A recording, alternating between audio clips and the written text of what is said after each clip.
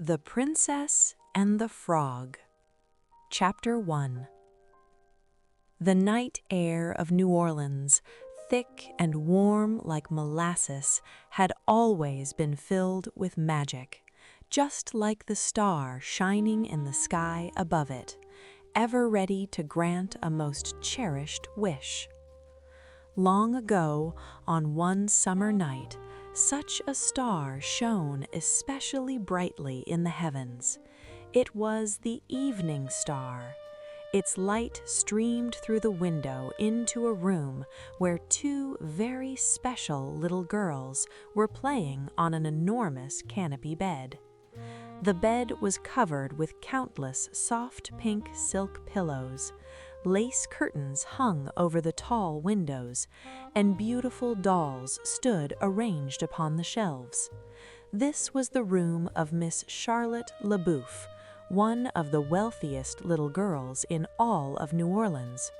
Her father, Eli LeBoeuf, also known as Big Daddy, always made sure that his daughter had the very best of everything. New Orleans was full of magnificent mansions with tall white columns and ornate wrought iron gates. They lined the streets like elaborate wedding cakes displayed in a bakery window. Yet the LeBoeuf residence was the grandest of them all. The girls were dressed in silk and satin frocks. Charlotte held a soft white kitten named Marcel on her lap. They both looked like two little princesses, tiny crowns perched upon their heads. Their lovely dresses had been sewn by Eudora, the mother of the second little girl, Tiana. She was the finest seamstress in the city and often brought her daughter along when she came to the LeBoeuf estate for final fittings. On this magical evening, Eudora was reading fairy tales to the girls. Tiana and Charlotte were delighted. They loved it whenever Eudora brought her storybook.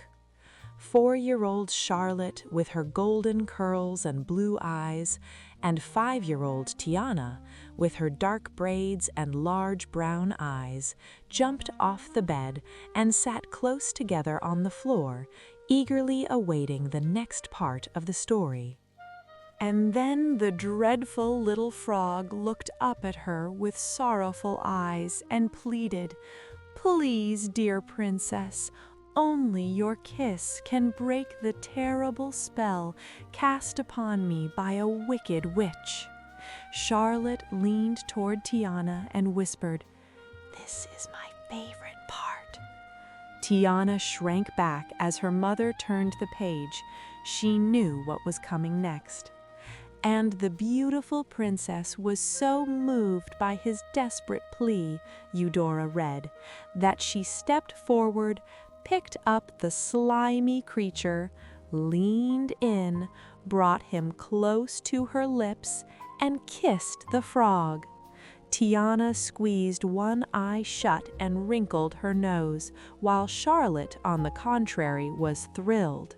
Eudora turned the book around to show the lovely illustration to the two little girls. And in that very moment, the frog turned into a handsome prince. They were married and lived happily ever after. The end. "Hooray! Read another one! Read another one!" Charlotte cried, clapping her hands. An old clock chimed 6 in the hall. It was already evening. Eudora went to fetch her coat. "No, Charlotte, it's time for us to go home," Eudora replied, then turned to her daughter. "Say good night to Charlotte, Tiana." But Tiana was not yet ready to say goodbye and declared, "No, never ever in a million years will anyone make me kiss a frog. Yuck!" Tilting her head to one side and twirling a blonde curl around her finger, Charlotte said, "Oh, really?" She reached into her toy chest and pulled out a doll wearing a ragged frog mask on its head. Charlotte removed the mask, smiled mischievously, caught her white kitten, and slipped the mask over him. Marcel began to squirm. "Here's your prince, Tia," Charlotte laughed, bringing Marcel close to Tiana's face. "Go on, kiss him, kiss him." Tiana giggled and pushed Marcel away. "No, stop it! No, I won't, I won't, I won't!" Pressing her nose against Marcel's little face, Charlotte said dreamily, "I would kiss a frog, even 100 frogs, if that's what it took to meet a prince and become a princess." Charlotte hugged Marcel tightly and kissed him. The kitten squirmed even more fiercely. He wriggled free from her grasp, leapt upward, and dug his claws into the canopy, escaping his little mistress. When Marcel dangled upside down from the canopy, Charlotte lifted the ragged frog mask that he had finally managed to shake off. "Girls, that's enough tormenting the poor kitten," Eudora said gently, carefully taking Marcel down and laying him upon a pillow. At that moment, Charlotte's father, Big Daddy, entered the room. He was large and round, like a barrel, a cheerful man who always seemed to be smiling. "Good evening, Eudora," he said politely, nodding.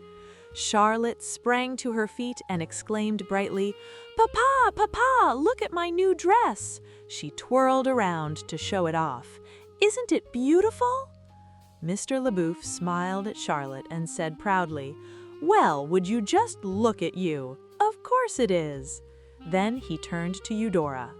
"I wouldn't expect anything less from the finest seamstress in New Orleans. Splendid work." Charlotte held up the lovely princess illustration from the storybook and cried, "Oh, I want a dress just like that." Her father hesitated for a moment, then said, Well now, sugar, I don't know." But Charlotte tugged at his mustache and pleaded, "Please, please, please." Big Daddy simply could not resist. "Eudora," he said with a sigh, "could you make something similar?" Eudora glanced at Charlotte's wardrobe, which was already filled with princess dresses in every imaginable style and color. She smiled and replied, "Anything for my very best customer." "Hooray!" Charlotte cheered. Big Daddy tried his best to appear stern. "That's it, princess. One more dress and no more. I mean it this time." Then his face broke into a broad grin. "Now then, who wanted a puppy?" Charlotte squealed with delight as Big Daddy suddenly pulled a bloodhound puppy from his pocket. "Me! Me! Me!" she shouted joyfully. Chapter 2. Eudora took Tiana by the hand, and together they stepped out through the large wrought iron gates of the LeBouf mansion. The lively city shimmered with the glow of countless gas lamps. They boarded a streetcar and headed home. Tiana flopped into her favorite seat by the window and pressed her face against the glass. She watched as the elegant mansions gave way to the bustling streets of New Orleans and then to more modest neighborhoods. At last, the streetcar reached their stop. In the area where they lived, the houses were small, but each one had a covered porch. In the evenings, neighbors liked to gather there, chatting and enjoying one another's company. A warm light glowed in the window of Tiana's cozy home. She and her mother hurried inside. Tiana's father, James, had already returned from work and was preparing dinner. He loved to cook, and he was very good at it. James dreamed that one day he would own a restaurant where, as he liked to say, the food would make your taste buds dance with delight. He had even chosen the perfect location, an old sugar mill by the river. At that very moment, he was quickly chopping carrots to add to the steaming pot on the stove. That evening, he was making gumbo and had promised Tiana she could help. Tiana climbed onto a stool beside the stove. She took a long wooden spoon and began stirring the soup. She added pinches of the ingredients her father had laid out next to the stove. Gumbo smells delicious," James said with a wink. "I think it's ready, Daddy," Tiana exclaimed. James peered into the bubbling pot. "You sure?" "Uh-huh." "Absolutely sure?"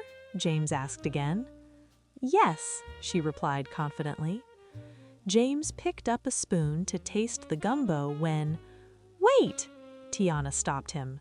She added a few drops of hot sauce, then dipped the spoon in and tasted it first. "Ready!" she declared. Tiana held her breath as her father lowered the spoon into the pot. Eudora looked up from her sewing and smiled. James said after tasting the dish. "What?" Tiana asked anxiously. "Well, sweetheart, that's the best gumbo I've ever had. Eudora, our little girl's got talent," James exclaimed. "I told you so," Eudora said proudly. James smiled at Tiana and said, "A gift like that ought to be shared." Tiana ran out into the backyard and called, "Hey, y'all, I made gumbo." Smells mighty fine," said a neighbor. He turned to his wife and called, "Hey, honey, bring your pecan pie." Soon the neighbors filled the backyard.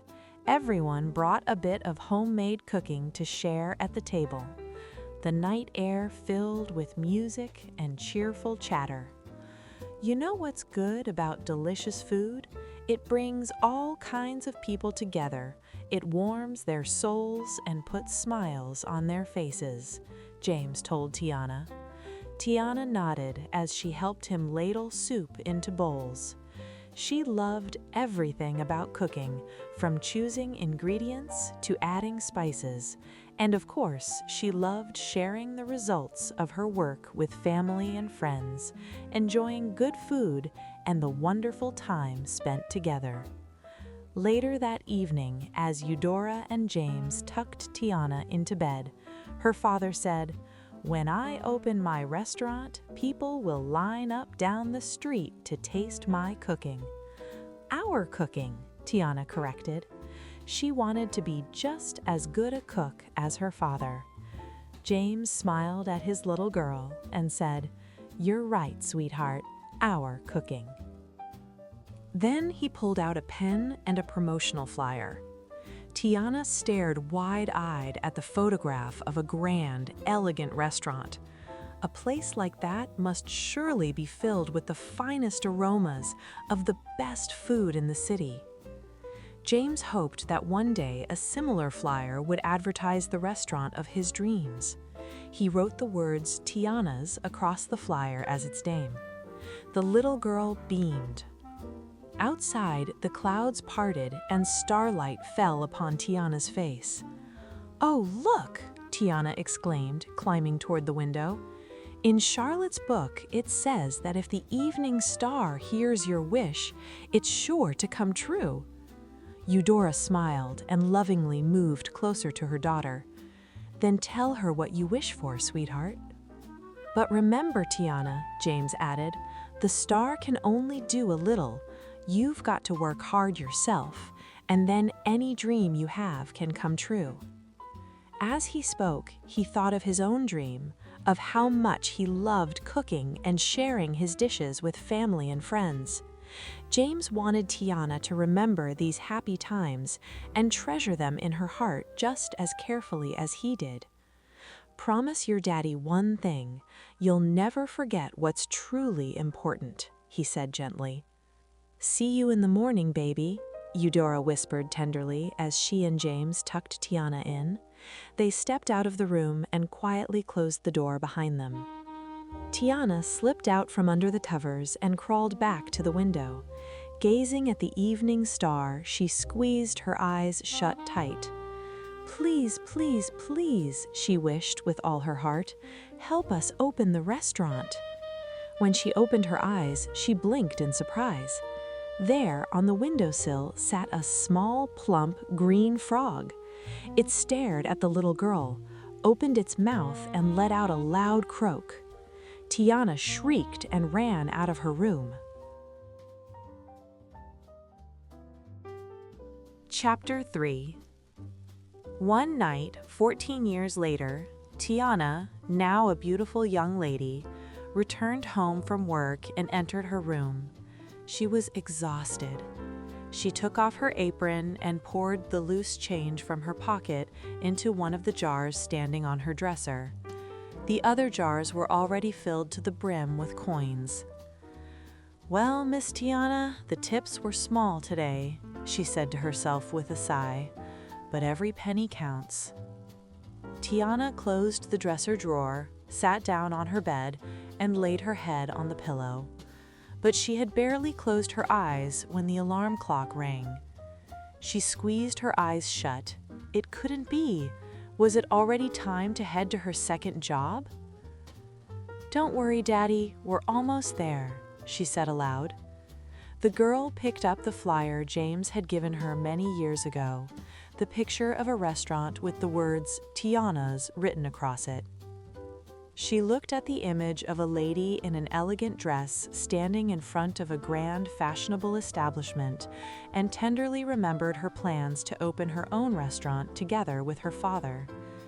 Tiana had no intention of giving up on her dream, but she knew she still had a great deal of work ahead of her to reach her goal. She dressed quickly. She didn't want to be late for her shift at Duke's Diner. Jumping onto an overcrowded streetcar, Tiana gazed out at the streets, listening to the ringing of its bell. It was the eve of Mardi Gras, the time when life in New Orleans pulsed with double the energy. More food, more music, more people, more parties. Everywhere there was the scent of delicious treats, especially fresh beignets, plump little pillows of fried dough dusted with powdered sugar. These pastries were a traditional delicacy loved by everyone, and Tiana made them better than anyone else in the city. Her father had been right. She truly had a gift. As the streetcar rolled downtown, Tiana flipped through a cooking magazine. A man handed her a bouquet of flowers, but she barely noticed. The streets were so crowded with musicians, dancers, and other performers that Tiana had difficulty making her way past them when she stepped off the streetcar.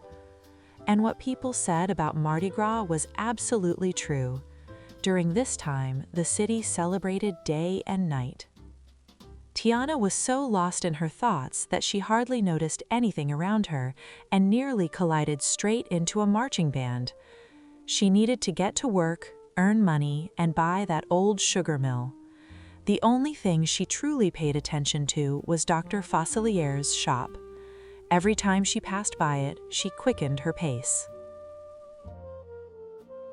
As far as Tiana knew, Dr. Facilier had never healed anyone. His trade was spells and potions. She had often heard the elders say that New Orleans was steeped in magic. Unfortunately, not all of it good. Dr. Facilier practiced the art of dark magic, and Tiana wanted nothing to do with him. Suddenly, she saw him. Dr. Facilier was standing in the doorway of his shop.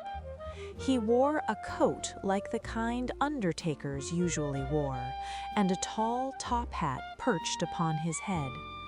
The shadow he cast was long, and Tiana could have sworn it sometimes moved on its own. The thought made her shiver. Dr. Facilier caught the attention of a bald man in the crowd. The man handed him a few coins. Facilier stretched out his long fingers toward the man's shiny head and sprinkled a pinch of powder over it. Instantly, hair began to grow. The man looked as though he had been reborn.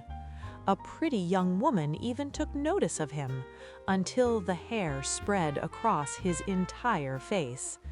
With a shriek, she ran off. The poor fellow did the same when he saw his hairy reflection in a shop window. Dr. Facilier, his shadow creeping along behind him, let out a chuckle and then turned his attention to the morning newspaper. The headline announced that Prince Naveen of the small country of Maldonia was arriving in the city that very day by ship. Facilier looked at the photograph on the front page and smiled.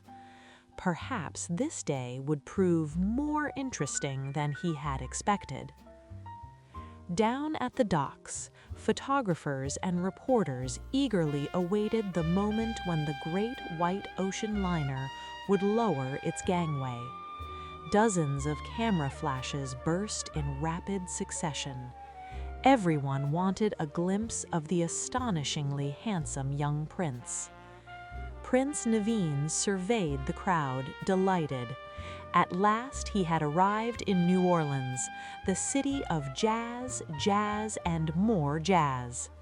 He quickly removed his crown, replaced it with a stylish cap, grabbed his Hawaiian ukulele, and dashed down the gangway to join the festivities. Behind him, stumbling along with all the heavy luggage, came his short, plump valet, Lawrence. Naveen blended into the crowd and immediately found himself swept up in a parade of joyful people, dancing, singing, and playing music. They marched straight past Duke's diner, where Tiana was working while waiting on customers. Prince Naveen winked at her as he passed, but the girl merely rolled her eyes in annoyance. She had no time for such foolishness. However, Dr. Facilier noticed the prince at the tail end of the dancing procession and raised an eyebrow, preparing, together with his shadow, to greet the distinguished visitor. Chapter 4. Inside Duke's diner, a cook named Buford smacked his spatula against the order bell. An order was ready. "Order up!" Buford shouted over the clatter of dishes. The diner cook swiftly plated scrambled eggs and oatmeal, and Tiana delivered them to the customers just as quickly. "Another coffee, sweetheart," one of the customers called cheerfully. "Coming right up," Tiana replied. "Hey, Tiana!" a young woman shouted, waving her hand. Tiana turned and saw her friends. "Good morning, Georgia," Tiana greeted her. "Tonight we're all going dancing," Georgia said. "Don't you want to come with us?" Tiana handed a plate to a customer and said to her friends, "You know I dance like a bear. Besides, I'm working tonight. To save up faster." "To save up for your restaurant," Georgia interrupted her. "Girl, all you ever do is work." "Maybe another time," Tiana said with a smile as she hurried to take the next order. Buford leaned out through the order window and called, "You talking about that restaurant again?"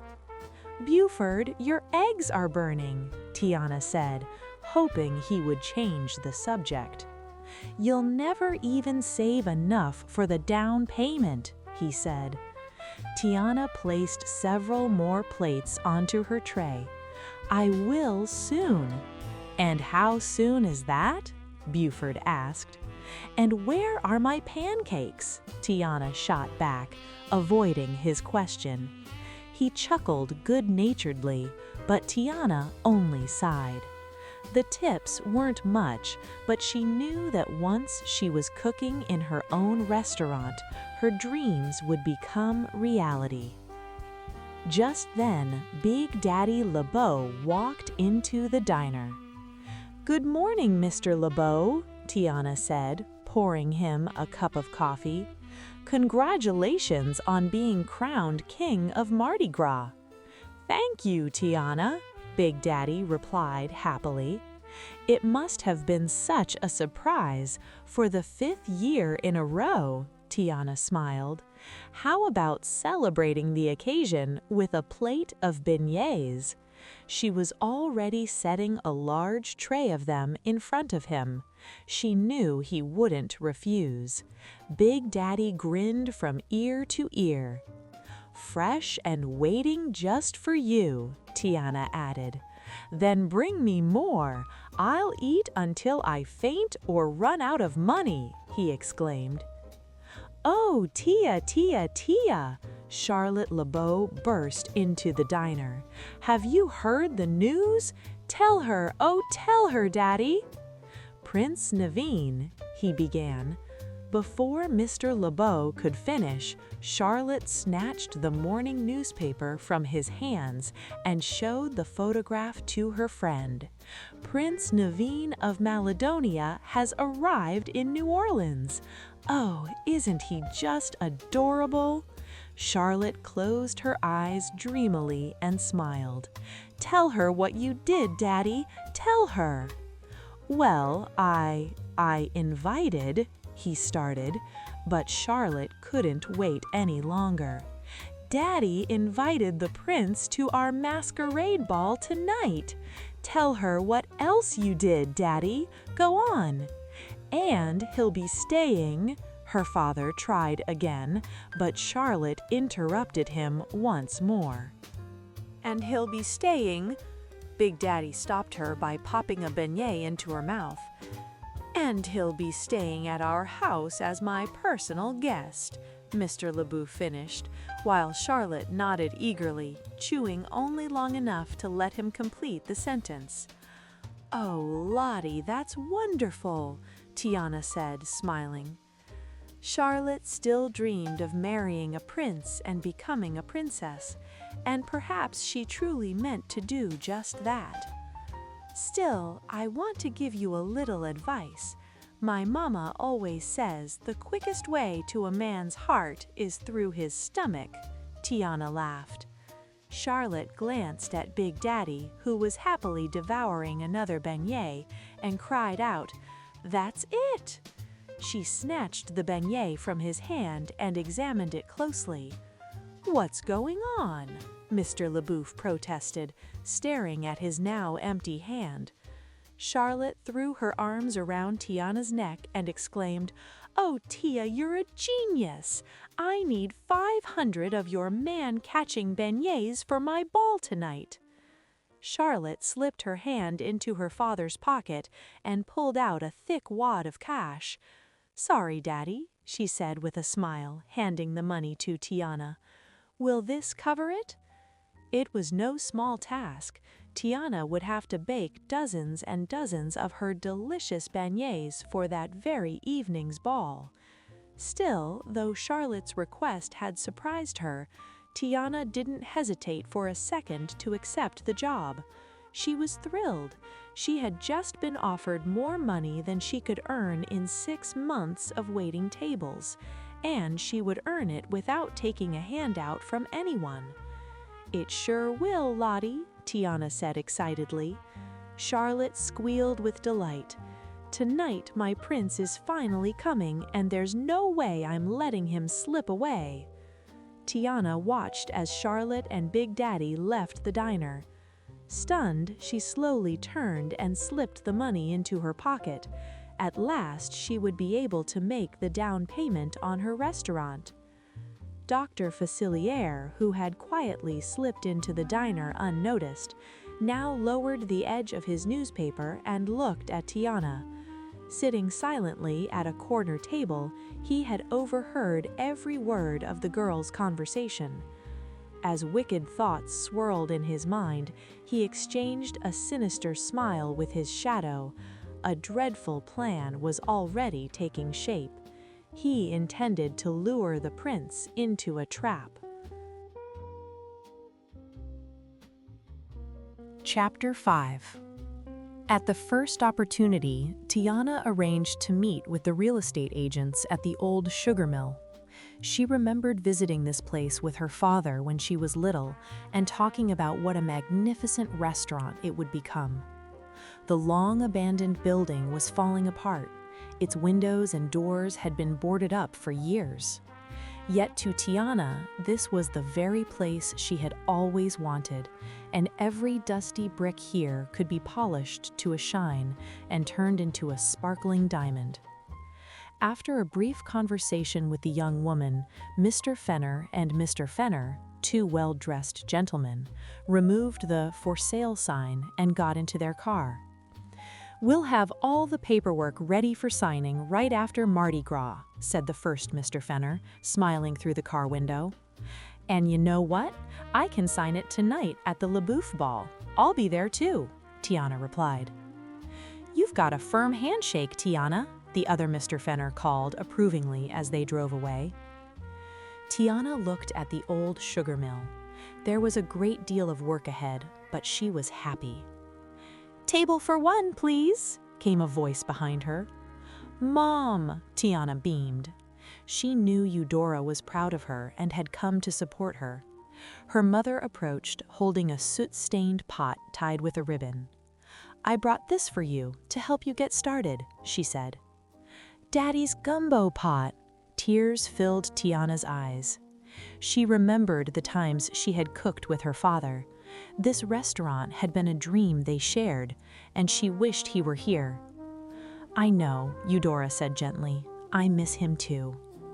Then, pulling herself together, she added brightly, "Well, go on, open the door." Both women smiled and stepped inside. The building was dreadful, but Tiana saw its potential. "Oh, just look at this, Mama. Doesn't it make you want to cry with joy?" Tiana walked across the creaking floorboards.